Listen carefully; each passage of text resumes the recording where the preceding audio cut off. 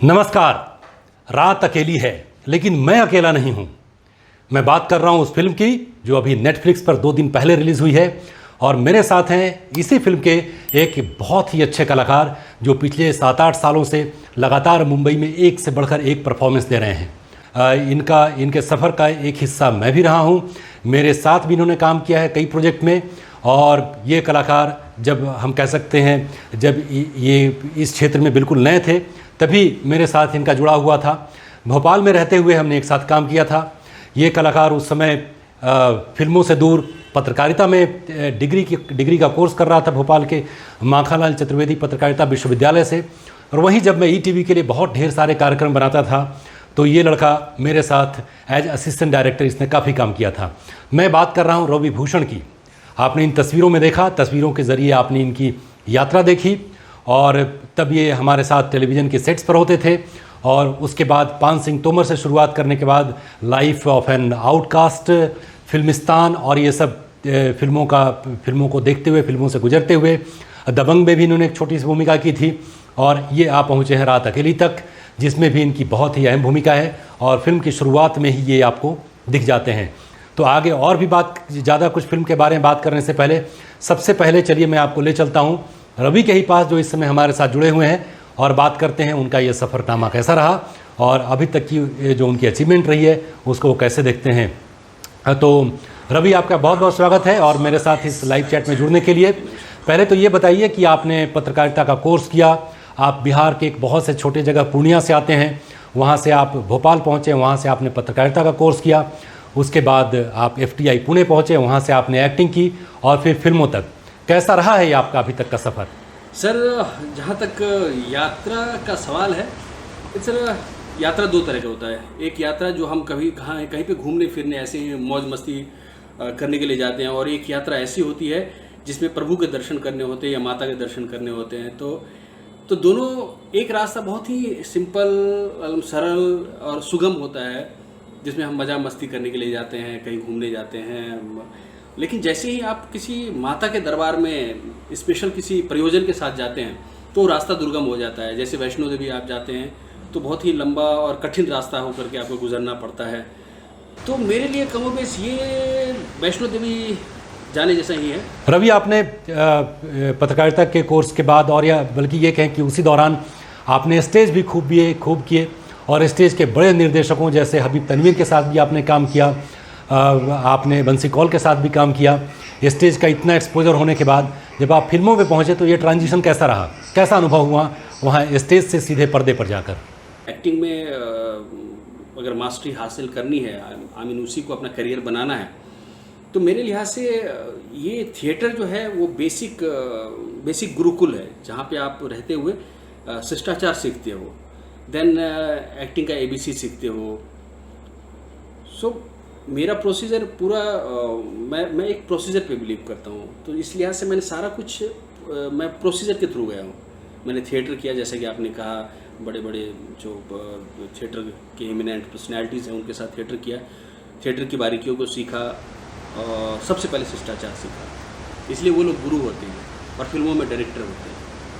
रवि, मुंबई के बारे में हम लोग एक बात ये सुनते आ रहे हैं, अभी तो OTT जैसे कई प्लेटफॉर्म्स आ गए हैं, लेकिन पहले जो नए कलाकार होते हैं जो अभी उनका बहुत बड़े कैनवस पर उनका नाम आना बाकी है, उनकी जो फिल्में बनती हैं उनके रिलीज़ होने में बहुत मुश्किलें आती हैं। तो क्या आपके साथ भी कुछ ऐसी घटना हुई, कुछ ऐसा अनुभव रहा और आपने अभी तक किन किन फिल्मों में काम किया है? देखिए, फिल्में करना और अच्छी फिल्मों का करना दोनों में काफ़ी डिफरेंस है।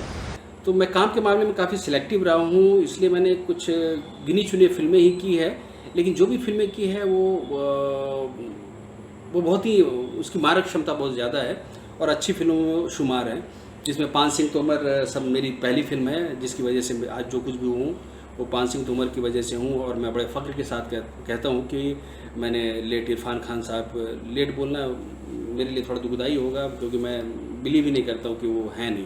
तो इरफान खान साहब के साथ मैंने काम किया और वो अपने आप में एक एक्टिंग के स्कूल हैं और उनसे जो बारीकियां सीखी हैं, जो कमोबेश लोग अभी जो भी मुझे कॉम्प्लीमेंट देते हैं कि रवि भाई या रवि सर आप किस तरह से, मतलब आपका जो अप्रोच है एक्टिंग को लेकर काफ़ी रियलिस्टिक है, तो ये रियलिज़म का जो है मामला कहीं ना कहीं ताना बाना मैंने उन्हीं से सीखा है।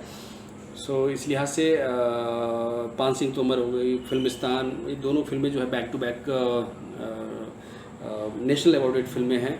उसके अलावा एक बहुत ही मुद्दे से जुड़ी हुई फिल्म मैंने की है लाइफ ऑफ एन आउटकास्ट, जो कि पिछले साल मामी में थी मुंबई में, और उसको काफ़ी सराहा गया था। उसके अलावा मैंने एक मराठी फिल्म की है परतू, और वो भी अच्छा था, उसका भी रिज़ल्ट काफ़ी सराहा गया था वो भी फिल्म। उसके अलावा जो अभी नेटफ्लिक्स पे अच्छा काम किया है मैंने, जिसमें जामताड़ा दर्शकों ने देखा होगा, जामताड़ा में एक अच्छा कैरेक्टर था एडिटर इन चीफ समय उजाला, उसको काफ़ी सराहा गया, उस काम को लोगों ने काफ़ी पसंद किया है। और अब जो है हॉट केक वो है रात अकेली है, जिसमें मैं एक अच्छे किरदार में हूँ, अच्छी भूमिका में हूँ, लोग देख करके चौंकेंगे। कुछ अलग ही करने की कोशिश की गई है, कुछ अलग ही तरह का कैरेक्टर है, वो दर्शक देखेंगे तो उनको ज़्यादा मज़ा आएगा रेदर देन मैं बोलूँ तो। बहुत बहुत शुक्रिया रवि हमारे साथ जुड़ने के लिए, और आपको आने वाली फिल्मों के लिए बहुत बहुत शुभकामनाएं। तो ये थे रवि, इस फिल्म में जैसा कि आपने कुछ दृश्यों में देखा भी, बहुत ही अहम भूमिका में है, और डायलॉग्स की तादाद कम होते हुए भी कहते हैं कि एक्टर वही है जो बिना बोले हुए अपने एक्सप्रेशन से वो इफेक्ट छोड़ जाए दर्शकों पर, कि वो इंतज़ार करें आने वाली फिल्मों में कि ये जब एक्टर आता है फिर से तो हम इसकी फिल्मों को देखेंगे। अब ये इसके बाद हम बात कर लेते हैं थोड़ी सी इस फिल्म की भी। फिल्म बहुत ही शानदार बनी है, मैंने कहा पहले ही आपसे कहता रहा हूँ कि फिल्में मेरे लिए या तो अच्छी होती हैं, बहुत अच्छी होती हैं, मेरे लिए तो ये बहुत ही अच्छी फिल्म है। एक सस्पेंस थ्रिलर है ये फिल्म, और बिल्कुल देसी सेटअप है हमारा, इसमें कहीं भी आपको किसी विदेशी सेटअप की विदेशी फिल्म की छाप आपको देखने में नहीं आएगी। अपने इलाके में बनी फिल्म है, इसमें राजनीति का भी गठजोड़ है। एक पितृसत्तात्मक समाज में एक ऐसे व्यक्ति की कहानी है जिसकी हत्या हो जाती है, पूरे परिवार को अपने अंगूठे से दबा कर रखता है और वो शोषण भी करता है। तो एक स्याह पक्ष भी है इस सिनेमा में जो आपको देखने को मिलेगा। और नवाजुद्दीन सिद्दीकी हैं इस मुख्य भूमिका में, राधिका आप्टे हैं, तिग्मांशु धूलिया हैं, और जो ये फिल्म है इसको लिखा है स्मिता सिंह ने, और ये बहुत ही अच्छी फिल्म लिखी गई है, स्क्रीन प्ले और डायलॉग्स भी बहुत अच्छे हैं। स्मिता ने इसके पहले सेक्रेड गेम्स लिखा था नेटफ्लिक्स के लिए, और जो बहुत ही फेमस हुई थी। और ये डायरेक्टर जो है हनीत रेहन, ये भी इनकी पहली फिल्म है, इसके पहले असिस्ट करते रहे हैं। तो अपने पहले प्रयास में इन्होंने बहुत ही अच्छी फिल्म दी है। और इस फिल्म को जब आप देखेंगे तो आप देखेंगे इसकी गति थोड़ी सी धीमी है फिल्म, हालांकि पहले ही फ्रेम से आपको पकड़ लेती है, क्योंकि एक सस्पेंस थ्रिलर है, एक मर्डर मिस्ट्री है। तो मर्डर तो खैर फिल्म के शुरू होते ही हो जाता है, और फिर आप ढूंढने लगते हैं कि आखिर ये मर्डर किसने किया है। धीरे धीरे जब आगे बढ़ते हैं आप, तो कई पात्र हैं इसमें जो संदेह के घेरे में आ जाते हैं। तो इस फिल्म को जब आप देखेंगे तो आपको थोड़ी देर के बाद महसूस होगा कि फिल्म कहीं कहीं थोड़ी धीमी चलती है, लेकिन ये एक बहुत खासियत मैं मानता हूँ ऐसे फिल्मों की, क्योंकि आप इसमें एक इन्वेस्टिगेटिव स्टोरी है। फिल्म का जो प्रोटैगोनिस्ट है, जो हीरो हम बोलते हैं, नवाजुद्दीन सिद्दीकी, वो इंस्पेक्टर जो है हत्यारे की तलाश करता है।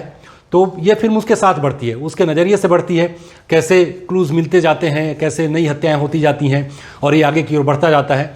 और उसी के साथ साथ आप भी एक डिटेक्टिव की तरह इस फिल्म के साथ जुड़ जाते हैं। तो फिल्म में जो कहीं गति धीमी होती है, आपको सोचने का मौका मिलता है कि हत्या किसने की होगी, अब किस पात्र से पूछताछ होनी चाहिए, कौन सा पात्र हमारे इंस्पेक्टर पर, जो बहुत ही ईमानदार इंस्पेक्टर की भूमिका निभाई है, उस पर क्या उसकी जान को खतरा है, वो हमला कर सकता है। तो एक बहुत ही रोचक तरीके से इस फिल्म को बुना गया है। पूरे तकरीबन 2 घंटे की फिल्म है, आपको बांधे रखती है, और आप कहीं भी इस फिल्म में बोर नहीं होते हैं, बल्कि ये कहें कि फिल्म को आप बहुत ही पूरी तरीके से एंजॉय करते हैं। तो इस बातचीत में इतना ही। आप इस फिल्म को देखें, एंजॉय करें, और फिर रिएक्शन दें कि मेरा ये रिव्यू आपको कैसा लगा और फिल्म भी कैसी है, इस पर भी आप अपनी प्रतिक्रिया दें। और मेरा वीडियो अगर आपको पसंद आया हो तो इसको लाइक करें, मेरे चैनल को सब्सक्राइब करें और शेयर करें। इस वीडियो को देखने के लिए और अपना बेशकीमती वक्त देने के लिए आपका बहुत बहुत धन्यवाद। नमस्कार।